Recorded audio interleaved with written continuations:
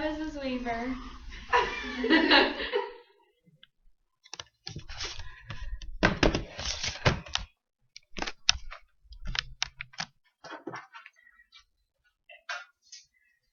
How many of you are aware what physician-assisted death is? Okay. This speech's purpose is to give facts on physician-assisted death to convince you why its practice should be legal in all states. Most states, including Tennessee, have this procedure as illegal and shown in a negative light, pushing people against it. I began researching this topic because of the Bernie Maynard case plastered across television. Bernie Maynard moved her new husband and parents to Oregon in order to participate in the Death with Dignity Act under Oregon's laws. In the course of this speech, I will include facts disproving the cons of physician-assisted death while convincing you how this practice is helpful and positive method to its purpose. An article from the University of Washington School of Medicine defines physician-assisted death as a physician providing a competent terminally ill patient with a prescription for a lethal dose of medication upon the patient's request with the patient's intent to use it to end his or her own life. Physician-assisted death is only legal in 4 states by the Death with Dignity Act, which allows physician-assisted death from medical physicians or specific purpose physicians. And even with only 4 states legalizing this practice, Pew Research from the healthresearchfunding.org found that 47% of Americans are in favor of passing laws legalizing physician-assisted death, while only 49% are against it. In the United States, physician-assisted death is talked about for the most part negatively. People compare this procedure to euthanasia, as well as practicing breaking a doctor's oath and presenting a terminally ill patient as mentally ill or incompetent. One con people use when describing physician-assisted death is associating the practice with euthanasia of humans. Euthanasia is not the same as physician-assisted death. This practice is illegal in all 50 states, while physician-assisted death is legal in Washington, Oregon, Vermont, and Montana. There's also a distinct definition difference. Euthanasia includes a third party distributing medications or a direct act of ending somebody's life. Physician-assisted death includes a second party administering a medication prescription while the patient administers the lethal drug. This is completely the patient's decision. As a physician, the Hippocratic Oath is almost seen as a law of doctors. Breaking this oath, which includes utmost respect for human life from beginning to end, is seen as taboo. The breaking of the oath is seen as morally wrong, which is why some dislike physician-assisted death.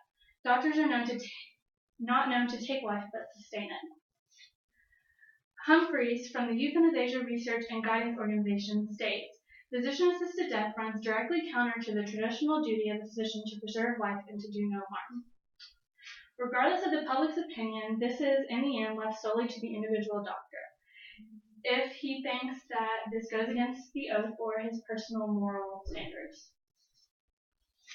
When most people hear about physician-assisted death, it is usually referred to as physician-assisted suicide. Suicide usually equates to mental illness or irrational behavior stated by flu. While terminally ill patients do suffer physically, they also suffer psychologically, socially, and spiritually. Accounting for this, physicians check the mental competence and communication skills before deciding if physician-assisted death can be a choice. This practice has been in the States at least since the 1990s. Quill and Greenlaw from the Hastings Center described a Dr. Jack Kevorkian. He used this practice on 150 of his own patients, but was then imprisoned for active euthanasia of a terminally ill patient when requested. More currently, at age 29, a San Francisco native, Brittany Maynard, packed her new husband and parents up and moved to Oregon to take part in the Death with Dignity Act. After being diagnosed with brain cancer, undergoing a partial craniotomy, partial reconstruction of the temporal lobe, and the return of a much larger tumor. At this point, she was given 6 months to live. In both Oregon, Washington, as well as Vermont, it's required of a patient to be at least 18 years old, as well as have less than 6 months to live, and give 2 oral requests 15 days apart, as well as a written request. During her medical decline, Maynard became an advocate for physician-assisted death. New York Daily News announced multiple states are contemplating death with dignity bills beginning in January thanks to Maynard's spokenship. The state should remove laws making physician-assisted death, if not legal, at least illegal. At least not illegal. By this I mean take the ban off of assisted suicide as stated in the article Physician Aid in Dying. If these bans are removed, it could prevent overpopulation in areas where this practice is legal, as it could decrease the amount of self-inflicted suicides or deaths in terminally ill patients. To help legalize this practice, you can join Compassion and Choices, the end-of-life choice organization, which Maynard spent her last few months supporting and raising money for. In order to complete this action, state governments must agree that physician-assisted death is not comparable to euthanizing humans, but simply a form of control for terminally ill patients. This method is allowed under specific stated circumstances and only under these circumstances, decreasing the ability for abuse of the system. Benefits of physician-assisted death include giving a terminally ill patient control of their life, halting suffering or loss of everyday functions in some cases. It also allows patients' families and friends the ability to only see their loved ones on good terms and give them peace of mind. In Bernie Maynard's case, after all the doctor visits and research, it was clear that nothing else could be done to save her life, only slow down the dying process.